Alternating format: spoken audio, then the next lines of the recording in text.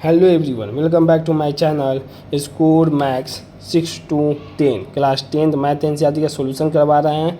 Chapter है 9 some application of trigonometry. Evening का मेरा अपलोडिंग टाइम है 5 PM to 6 PM। तो देखिए question number 7, from A point on the ground the angle of elevation of the bottom and the top of A transmission tower fix eight, देखिए important है, fix at the top of 20 meter high building are 45 degree and 60 degree respectively. Find the height of the tower. पहले तो point क्या करा, point है ground पे, कोई point है ग्राउंड पे, angle of elevation. Angle of elevation का मतलब क्या होता है जानते हैं हम लोग? बॉटम से, मतलब जो ग्राउंड है धरती उसके क्या टॉप को देखते हैं, उसको क्या बोलते हैं? Angle of elevation. हमेशा एंगल ऑफ एलिवेशन। और यही टॉप से अब बॉटम को देखेंगे तो एंगल ऑफ डिप्रेशन बोलते हैं। ठीक, एंगल ऑफ एलिवेशन समझिए। अभी आया क्वेश्चन में तो एंगल ऑफ एलिवेशन बताते हैं, जब डिप्रेशन आएगा तो डिप्रेशन बताएंगे। इसमें एक वर्ड लिखा हुआ एंगल ऑफ एलिवेशन, इसका मतलब क्या, कैसे देख रहा है वो? ग्राउंड से किसके, उस बिल्डिंग के क्या देख रहा है? टॉप को देख रहा है, लिखा है ना, बॉटम से। Bottom and the top of the transmission tower fix है at the top of 20 metre high building are 45 degree और 60 डिग्री। एक ही बिल्डिंग में एक 45 डिग्री का एंगल बन रहा है जो टॉप को देगा, एक बन रहा है 60 डिग्री का एंगल। ठीक, 60 डिग्री का एंगल मतलब कि सबसे टॉप को देख रहा है, फिर उससे जो नीचे वाला उसको क्या देख रहा है? 45 डिग्री में देख रहा है। और उसका जो 45 डिग्री है उसका हाइट कितना दे? Top of the 20 metre high building are 45 degree and 60 degree respectively. ठीक, 45 डिग्री का दिया हुआ है और 60 डिग्री का क्या निकालना है? हाइट निकालना है। मतलब टावर का ये जो टावर बना है ए और बी, इसका निकालना है हमें डिश हाइट क्या होगा बस। अब देखिए टोटल ए और सी 20 दिया, इसको x मान लें तो टोटल कितना हो जाएगा? 20 + x। ठीक, हमको निकालना है p, क्योंकि ये तो p ही है, p निकालना है। तो इसका मतलब हम कोई भी लेंगे फार्मूला तो p वाला लेंगे। और एक p तो देखिए ये वाला ट्रायंगल में तो p दिया हुआ है, b c और d, b c d मतलब दिया हुआ है। आप तो जाएंगे तो मुजबानी बना सकते हैं, क्योंकि जिसका दिया हुआ पहले हम उसका निकालेंगे, क्योंकि यहाँ से हम बेस निकाल सकते हैं। जब बेस निकालेंगे तो बड़ा वाला ट्रायंगल ले लेंगे, तो छोटे वाले का 45 डिग्री। देखिए कैसे क्वेश्चन पकड़ना है, यहाँ पर ध्यान दीजिएगा। Fix at the top of the 20 meter दिया ना, हाई बिल्डिंग आर 45, यहाँ पर इसी का 45 दिया है 20 मीटर एंड रिस्पेक्टिव 60 डिग्री का निकालना है। जो 60 डिग्री है उसका क्या निकालना है। तो find the height of tower. Tower क्या है? टावर का ऊंचाई क्या होगा? तो देखिए आपको बताएंगे तो जो दिया रहेगा उसी का हम लोग निकालेंगे। इसमें देखिए पी दिया हुआ है और थीटा दिया हुआ है, तो पी और थीटा में आ जाते हैं। पी और थीटा निकालना है क्या है? बेस।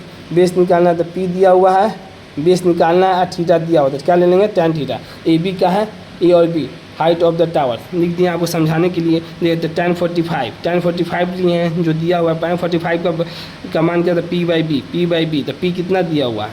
20 और b निकाल देंगे यहाँ से। तो b निकाल देंगे तो b को क्या मान लिए हम? b को यहाँ पर मान लिए हैं y। ठीक, क्योंकि यहाँ पर x माने हैं तो इसको y मानना होगा, तो y बराबर कितना हो जाएगा? 20। बेस कितना आ गया? 20। अब हमको पूरे निकालना है क्योंकि इसमें से इसमें माइनस कर देंगे तो तभी तो वैल्यू निकलेगा। तो हम a d और c लेते हैं। ठीक, in triangle a d c माने ट्रायंगल a d c। ठीक, a d c में आ जाते हैं। तो tan क्या लिए हैं? 60 डिग्री लिए हैं। देखिए एंगल ये पूरा वाला है, ये 45 इस ट्रायंगल का। ए डी सी ले लिए तो tan 60 p/b। तो p/b का मतलब लिख दिए ए और सी पूरा ये, और बाई में सी और डी, इसका तो मान निकाल दिए सी डी का। ठीक, ए और सी कितना हो जाएगा? x + 20 पूरा कितना हो जाएगा? 20 + x। अब बाई में सी और डी का मान कितना निकालना है? बेस कितना आया है? 20। यही तो सी और डी है, सी डी बेस। सी और डी कितना लेनी है? 20 लेनी है। tan 60 का मान कितना था? √3। अब क्रॉस मल्टीप्लाई कर दिया तो कितना हो जाएगा? 20 √3 और लेफ्ट साइड में भेज देंगे 20, और दोनों में 20 का हो जाएगा कॉमन हो जाएगा तो कितना बचेगा? √3 - 1 × 20। यही आपका क्या हो गया? आंसर हो गया। x बराबर √3 - 1 × 20। ठीक, अब क्वेश्चन नंबर 8 में आते हैं। ए स्टैचू है 1.5 meter tall stand on a top of pedestal. ये इंपॉर्टेंट, पेडिस्टल पे खड़ा हुआ है। देखिए यही पेडिस्टल है। सी और डी क्या है? पेडिस्टल। इस पे क्या खड़ा हुआ है? एक स्टैचू खड़ा हुआ है। मान लीजिए इसको टावर भी मान लीजिए, चाहे कुछ भी मान लीजिए, इसको ये दिमाग में इस पे क्या हुआ? स्टैचू खड़ा हुआ है। तो स्टैचू का हाइट कितना दिया? 1.5 मीटर। ठीक, from A point on the ground the angle of elevation बताए थे कैसे देख रहा है, नीचे से ऊपर देख रहा है। Top of the statue, statue को जब नीचे से देख रहा है पॉइंट से और स्टेचू को, तो कितना डिग्री का एंगल बन रहा है, देखो पूरे का 60 डिग्री का एंगल बन रहा है। And from the same point the angle of elevation of the top of the pedestal, pedestal तो यहीं तक है क्योंकि इसका हाइट तो 1.5, इसको जब देख रहा है तो 45 डिग्री का एंगल बन रहा है। कितने डिग्री का, 45। Find the height of the pedestal, height बताना मतलब BC बताना है, BC बताना है। इसका मतलब परपेंडिकुलर लेना पड़ेगा और बेस लेना पड़ेगा।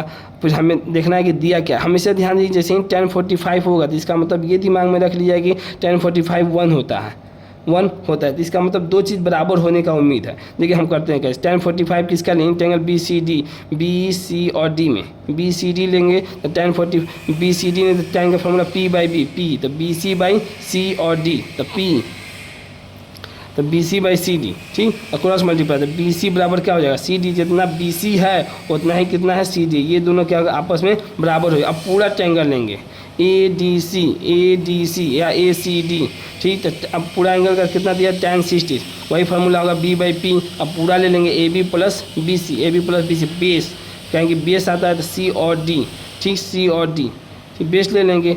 अब देखिए इंपॉर्टेंट यहाँ पर देखिए C और D बराबर क्या है, B और C के,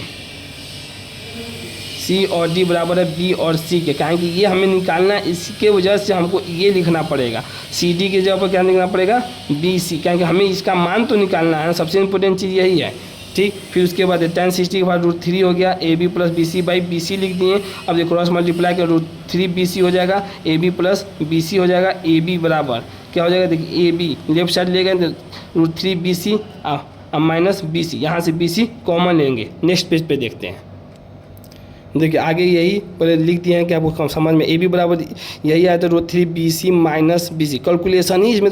देखिए सवाल में कुछ नहीं, सिर्फ फार्मूला लगाया, ट्रिग्नोमेट्री वहाँ से खत्म हुआ। अब आपका कैलकुलेशन कितना स्ट्रॉन्ग है इस पर डिपेंड करता है।